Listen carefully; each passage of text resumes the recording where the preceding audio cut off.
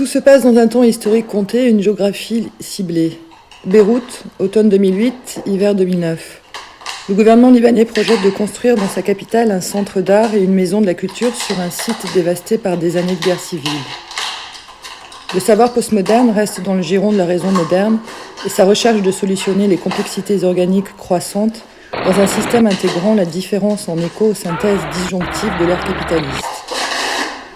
Dans le champ mondain de la cybernétique, le miracle occidental reporte au plus loin le malheur de la guerre.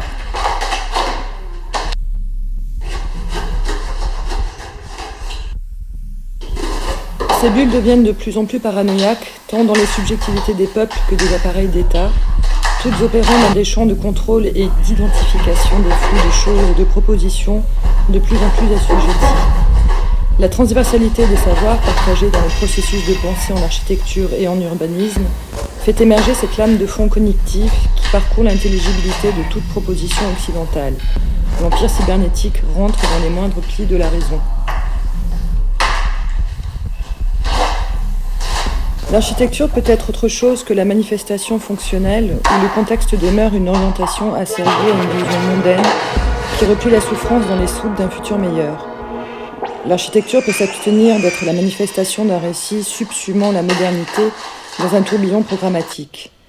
La contextualité ou la congestion, ces deux formulations devenues impérieuses du savoir sur l'architecture, s'occupent d'un ici et maintenant avec des règles du jeu du langage occasionnel et participent moins d'une remise en question des processus de la pensée que d'une occasion de précipiter la production spatiale dans le tumulte de la nouveauté.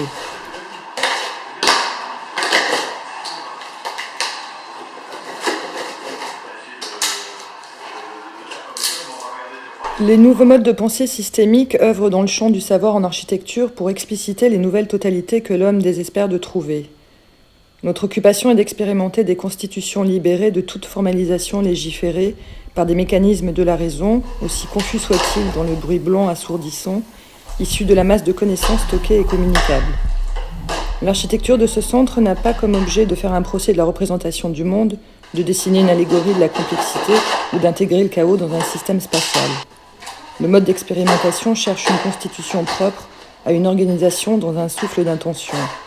Là où le sens se détache de toute forme de signification, dans une politique de désœuvrement qui nous rapproche de Blanchot ou de Burrow. Dans une stratégie de distribution nomade de sens, les choses et leurs sens se répartissent dans un espace ouvert, alors que la raison intégrante continue de répartir les choses et leurs sens dans un espace fermé.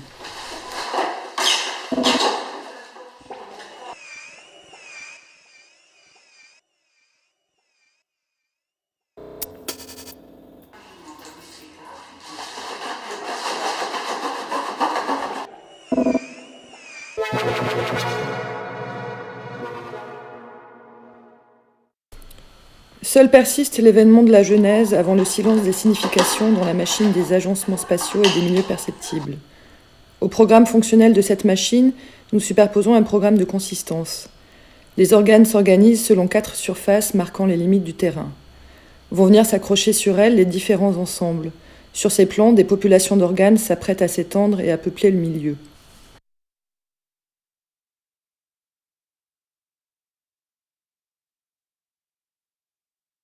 Sur ces 4 étendues se distribuent les affects. L'affect mélange inlassablement des perceptions et des sensations de concepts et des bouts de récits. Chaque région d'affect qualifie les familles organiques et définissent leurs attributs fonctionnels et leurs propriétés physiques. Un ensemble d'événements pris dans le réel de Beyrouth imbibe de leur sens hétérogène les organes. Chaque surface met en jeu des matières, des sensations et des forces de déploiement singulières, en rapport à leurs propriétés telles que leur taille, leurs usages, leur capacité d'accueil, leur prestige social.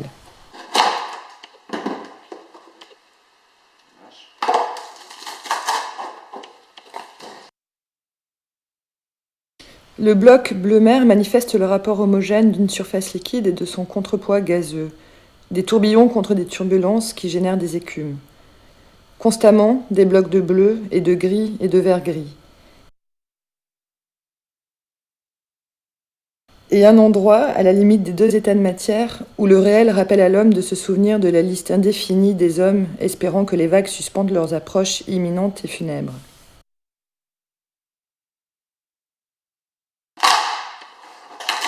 La surface de guerre martèle la matière pour qu'elle s'équilibre dans le rapport des masses qui se disloquent.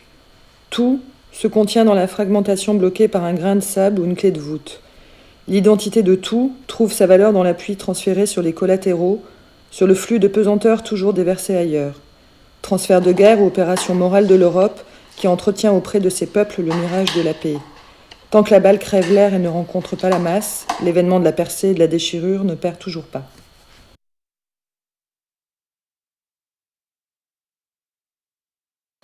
La grille annonce la volonté de rendre silencieuse toute prolifération de vie non organisée. La grille sépare et distribue les différences selon une échelle extensive et dénombrable. Elle fait taire toute forme de narration. Elle renvoie à sa propre visibilité où la raison a fini par dissoudre toute chose dans une figure infiniment homogène.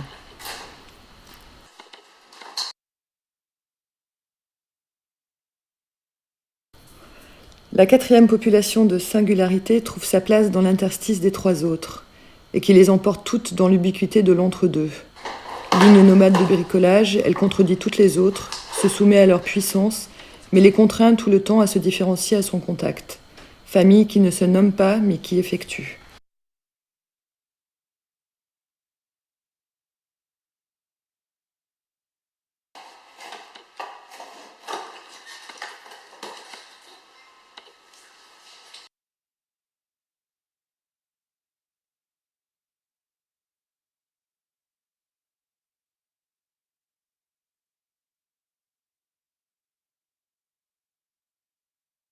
Je me suis dispersé.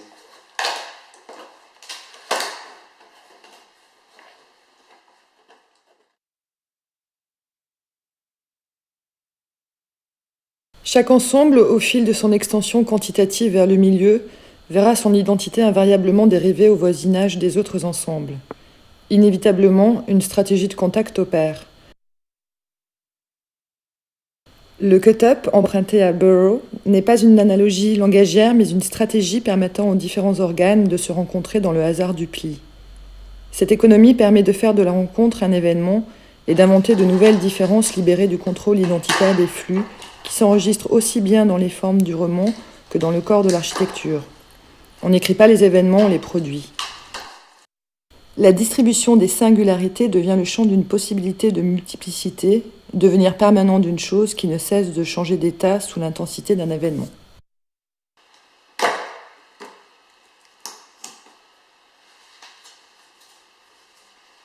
Le cut-up fait passer quelque chose. Étant entendu comme une force ouvrant une brisure dans le processus d'identification, il supporte toutes les dispersions fonctionnelles et impose une politique de voisinage nécessaire à l'expansion.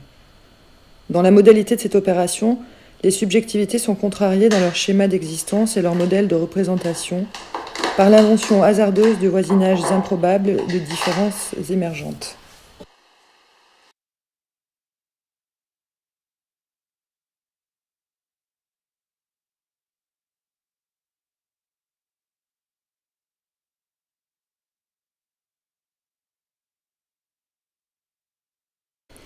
S'émancipant de toute totalité organisationnelle, le sens de la distribution se fait par mise en relation d'organes de familles identiques ou étrangères.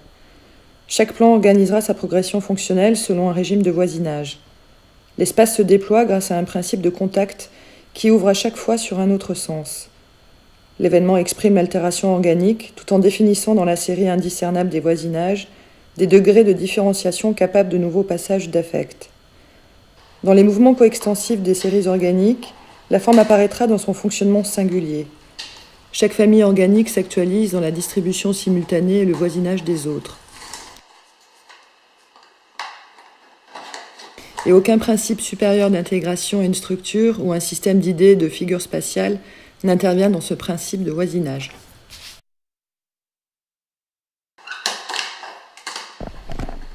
Les organes se branchent les uns aux autres et libèrent des zones de contact insoupçonnables pour la raison.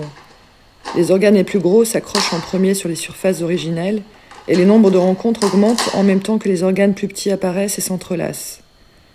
La densité organique croît au fur et à mesure de l'expansion vers le centre. Avec leur propre vitesse, les rapports de voisinage affairent les identités. Le nombre de rapports de voisinage est incalculable, les multitudes excèdent le nombre et rendent impossible de trancher pour hiérarchiser les différentes fonctions. Ne plus faire de plan ou ne plus rendre la création trop calculable. Le mouvement général de distribution suit une ligne de moindre résistance des organes qui se fond dans une règle générale de relation. À chaque rencontre, la pensée a comme défi de contracter dans l'économie d'une moindre intégration les singularités. À chaque rencontre, la raison doit œuvrer dans l'économie de ses possibilités, tout en évitant la tentation d'organiser les parties en fonction de l'unité d'un tout. À chaque fois qu'un organe se heurte à l'expansion spatiale d'un autre, le rapport de force qui les confronte reste le plus neutre possible, c'est-à-dire que les efforts d'articuler les différents organes minimisent la transformation de l'un et de l'autre. À chaque voisinage, les forces qualitatives se confondent pour affirmer la nature de chaque chose. La cohabitation se lie dans la chair de chaque protagoniste concerné par la rencontre.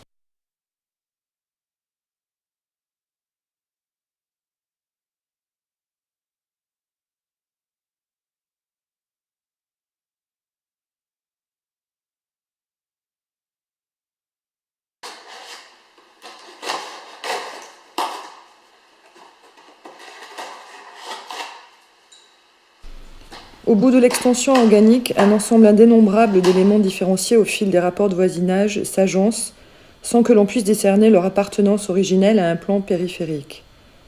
L'interférence des ensembles organiques en dissout peu à peu les caractères propres de chaque plan originel. Le cœur voit ses parois comme l'entrelacement de ces derniers éléments indifférenciés.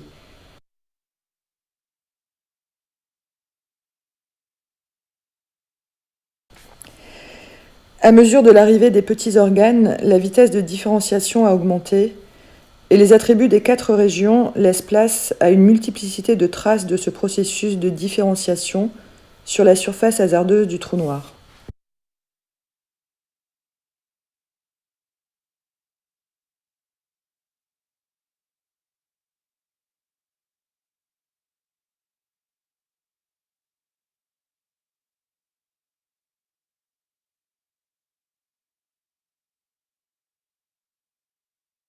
Les multiplicités intensives apparaissent au bout de cette genèse, dans le creux de cette dissémination sélective de la plus petite singularité.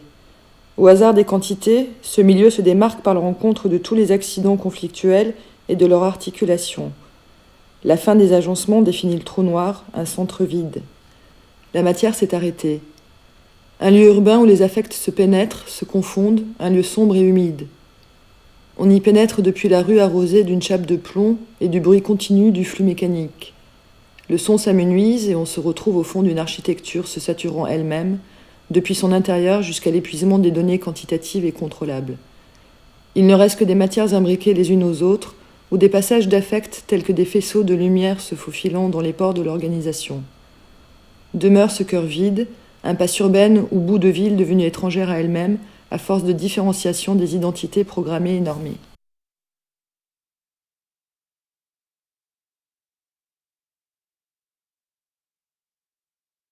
Entrailles d'une bête hostile à l'intensité d'une ville, en Orient, au début d'un millénaire dont l'excitation exacerbée imprime une peur de ne plus bouger.